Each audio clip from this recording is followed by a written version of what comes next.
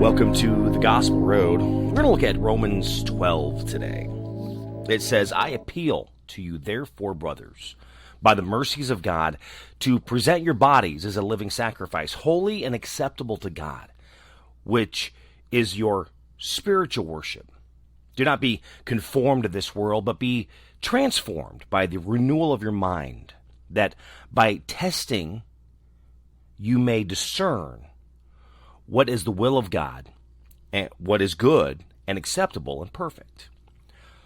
For by the grace given to me, I say to everyone among you, not to think of himself more highly than he ought to think, but to think with sober judgment, each according to the measure of faith that God has assigned. For as in one body we have many members, and the members do not all have the same function. So we, though many, are one body in Christ, and individually members of one another. Having gifts that differ according to the grace given to us, let us use them, if prophecy, in the proportion to our faith, if service, in our servicing, the one who teaches in his teaching, the one who exhorts in his exhortation, exhortation, the one who contributes in generosity, the one who leads with zeal, the one who does acts of mercy with cheerfulness. Let love be genuine. Abhor what is evil. Hold fast to what is good. Love one another with brotherly affection. Outdo one another in showing honor. Do not be slothful in zeal. Be fervent in spirit. Serve the Lord. Rejoice in hope. Be patient in tribulation. Be constant in prayer. Contribute to the needs of the saints and seek to show hospitality. Bless those who persecute you. Bless and do not curse them. Rejoice with those who rejoice. Weep with those who weep. Live in harmony with one another. Do not be haughty, but associate with the lowly. Never be wise in your own sight. Repay no evil for evil, but give thought to do what is honorable in the sight of all. If possible, so far as it depends on you, live peaceably with all. Beloved, never avenge yourselves, but leave it to the wrath of God, for it is written, vengeance is mine, I will repay, says the Lord. To the contrary, if your enemy is hungry, feed him. If he is thirsty, give him something to drink. For by doing, you will heap burning coals on his head. Do not be overcome by evil, but overcome evil with good. Romans 12. It says, rejoice in hope, be patient in tribulation, and be constant in prayer. There's a lot of pieces in here that we can really use to better ourselves as we're really trying to be that better person today. Trying to really help others to be better. It says, do not conform to this world, but be transformed by the renewal of your mind. There's a lot that can be pulled from that, because many things when it comes to change for us has to be a renewing of your mind. So we hear this all the time. I'm going on a diet because I need to lose weight for my wedding. I need to lose weight for an event coming up. I need to lose weight because I want to get back in my swimsuit. Many reasons why, both men and women. I've heard it on both sides. So they just want to go on a diet to lose weight. Well, the thing is, going on a diet that's temporary. You may lose the weight, but then most likely if you're not holding yourself true or you go back to the old habits, you're going to put that weight on, and if not more. See, when you're trying to change something about you, it's a lifestyle change, which is a renewing of your mind. So you've got to start thinking different. You have to start doing things different if you're wanting to be better at something, to be better at doing things for yourself, to be better at doing things for others. So yeah, that's transforming your mind. It's changing your lifestyle to be better. Is it easy? No. Do people want to hear it? No. Because everybody is so comfortable in their current state. But at the same time, they want to complain about that current state. We see that every day. I mean, as we go on and look at this, is how they're talking about we are one body with many members. I mean, we go to work every day. Guess what? The job, the company, that's one body with many members that has a responsibility in that body to do their job, to make sure it's all flowing properly. It's all working properly. Using your gift to help that company be the best that it can be, to help your department be the best that they can be.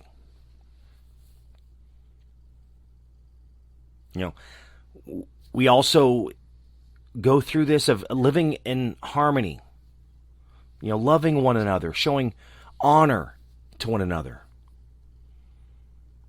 We are so far from living in harmony, so far from living in peace. In fact, we hear so many times that if someone does something wrong to one another, they are going to get back at them.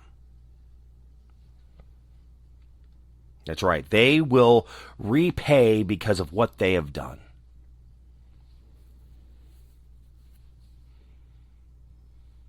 We need to be the bigger person. We've heard it of be the bigger man. If someone does something to you, you just let that go. Take the higher ground.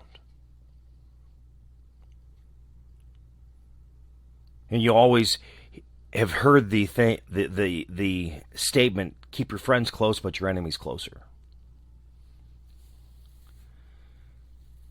At the end here it says, feeding your enemy when they're hungry, giving them drink when they're thirsty. It's like heaping burning coals on their head. But do not overcome evil, but overcome evil with good. When people are doing things to you, love them.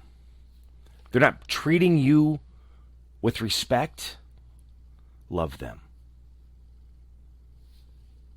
Which goes back to rejoicing in hope. There is hope. Be happy. Rejoice in that. When you're going through those hard times, that tribulation, patience, which we all can learn that. And then be constant in prayer. Pray like Daniel. So we're trying to be the best that we can be and trying to use, as they say, sober judgment, which is like being logical, not emotional. Because when you start making rash decisions, start making judgments emotionally, you're doing it because of how you feel right now, not looking at the big picture of what needs to actually be done. And many times by making that judgment like that, you will make a wrong judgment, a poor judgment, something that could hurt you or others in the long run. So think with a sober judgment. Wait until you calm down. Try and take in that 30,000 foot view. We've heard that a lot. You're able to go above and look to see what that entire picture is, rather than just what is happening in your face, immediately right there. We all have gifts. One thing I've been hearing a lot at work is having the right people in the right chairs. And we know that does not always happen when you go places. Not everyone is the right person in the right chair, but we hear that a lot. But the goal is to be the best that we can be. And maybe if you're not the right person in the chair that you in, can you become the right person for that chair? Is that something that's in your wheelhouse that you can learn, that you could understand, that you can really be the best at what you're doing? You know, the Bible tells us that we're not working for our manager or our boss, or the owner of the company, but we're working for God. So wherever your job is, even though you have someone above you, you're not working to impress them. You're working to impress God. To do it out of your honor for Him, your love for Him, because you're wanting to do the best job that you can to make God proud. I know that's not always easy to remember because we have to deal with the human piece every day. See those people every day. And maybe you don't always see them. You hear about them, though. You know they're there. You know, lurking over your head.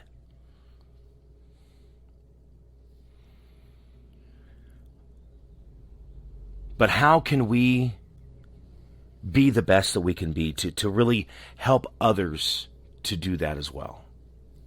Loving one another. Lifting up one another, encouraging one another, inspiring, motivating. How can you help someone be the best that they can be? How can you be the best that you can be? You know, how can I be better today than I was yesterday? How can I be better tomorrow than I was today? You know, how are we treating one another?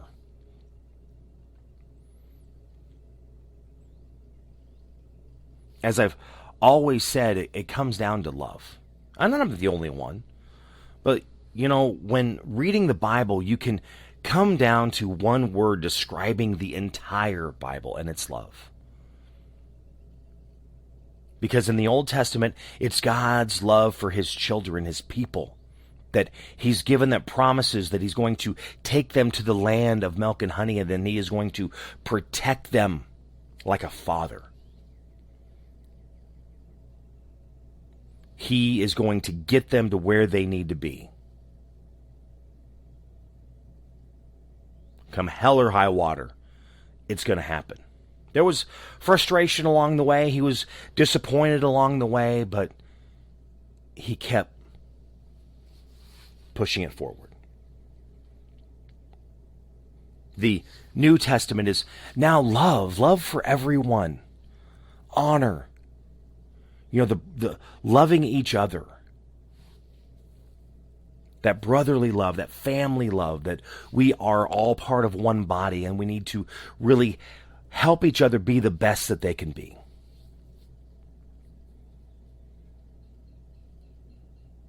Love God, love your neighbor, love yourself.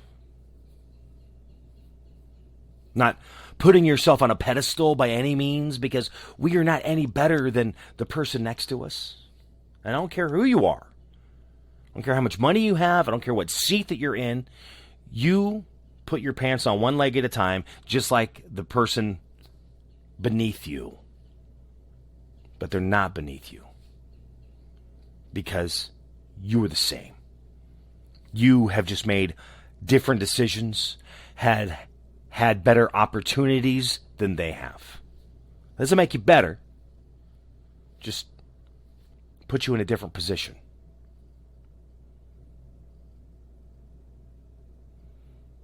You know, you put your pants on one leg at a time, your shirt on one arm at a time.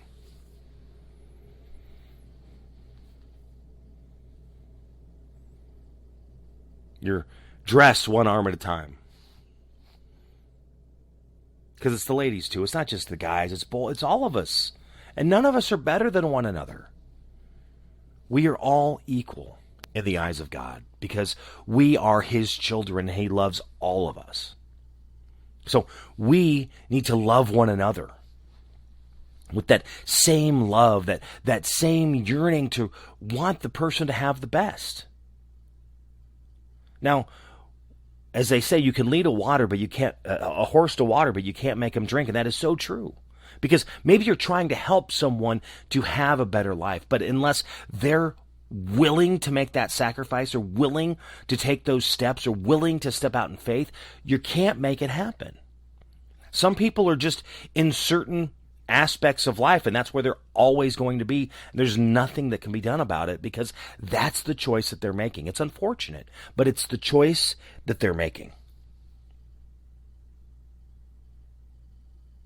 But you still can just help them by loving them, encouraging them, praying for them, helping them be the best that they can be.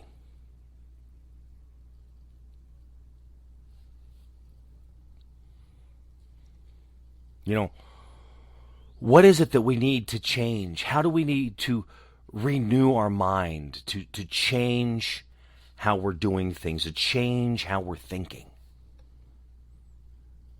to be that better person?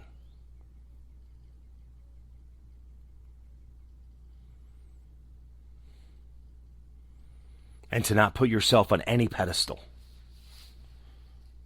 To not put yourself over anyone. There's just so much happening in the world, good and bad, that we have to try and deal with this the best we can. And it's not easy.